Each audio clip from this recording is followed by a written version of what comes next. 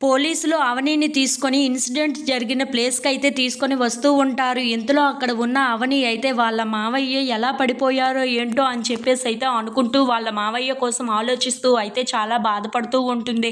ఇంతలో అక్కడ ఉన్న పోలీస్ ఆఫీసర్స్ మాత్రం ఇన్వెస్టిగేషన్ చేస్తూ ఉంటారు. అసలు ఇది ఎలా జరిగిందో ఖచ్చితంగా తెలుసుకోవాలి. ఇందులో దోషులు ఎవరో తెలుసుకోవాలి అని చెప్పేసి అయితే అనుకుంటూ మొత్తం ఇన్వెస్టిగేషన్ అయితే చేస్తూ ఉంటారు. ఇంతలో అక్కడ ఉన్న హాస్పిటల్‌లో ఉన్న పల్లవి మాత్రం చాలా కంగారు పడిపోతూ ఉంటుంది. అమ్మో! మావయ్య గారు గాని ఇప్పుడు కోలుకుంటే నా గురించి చెప్పేస్తారు. నేనే పైనుండి కిందకు తోసాను అన్న విషయం అయితే అందరికీ తెలిసిపోతుంది. అప్పుడు నా పరిస్థితి ఏంటో నాకు పూర్తిగా అర్థమవుతుంది. అందుకే నేను ఇప్పుడు ఏం చెయ్యాలి అంటే మావయ్య గారు కోలుకోకుండా నేను చూసుకోవాలి. మావయ్య గారికి ఉన్న ఆక్సిజన్ మాస్క్‌ని తీస్తే సరిపోతుంది. మావయ్య గారు కోలుకోలేరు కదా ఇంత త్వరగా అని చెప్పేసి అయితే అనుకుంటూ తన రూమ్‌లోకి అయితే వెళ్తూ ఉంటుంది. ఇంతలో అక్కడి నుండి ఒక పోలీస్ ఆఫీసర్ అయితే వస్తూ ఉంటాడు. ఆగండి మేడం, ఎక్కడికి వెళ్తున్నారు? మీరు లోపలికి వెళ్ళడానికి వీలు లేదు అని చెప్పేసి అయితే పల్లవిని ఆపేస్తూ ఉంటాడు. ఇంతలో అక్కడ ఉన్న పల్లవి మాత్రం లేదు, నేను వెళ్ళాలి, మామయ్య గారిని చూడడానికి వెళ్ళాలి అని చెప్పేసి అయితే గోల చేస్తూ ఉంటుంది.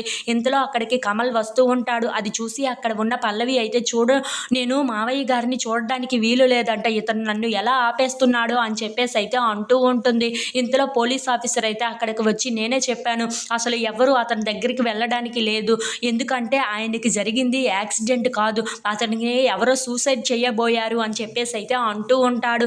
ఆ మాటలు విని అక్కడ ఉన్న వాళ్ళందరూ అయితే ఒక్కసారిగా షాక్ అయిపోతూ ఉంటారు. ఇంతలో అక్కడ ఉన్న పల్లవి మాత్రం ఏంటి ఈయన ఇలా మాట్లాడుతున్నారు, ఏదైనా క్లూ దొరికిందా ఏంటా అని చెప్పేసి అయితే చాలా కంగారు పడిపోతూ ఉంటుంది.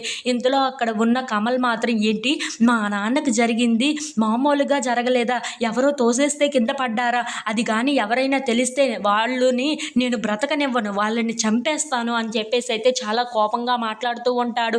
ఆ మాటలు విని అక్కడ ఉన్న పల్లవి అయితే చాలా కంగారు పడిపోతూ ఉంటుంది.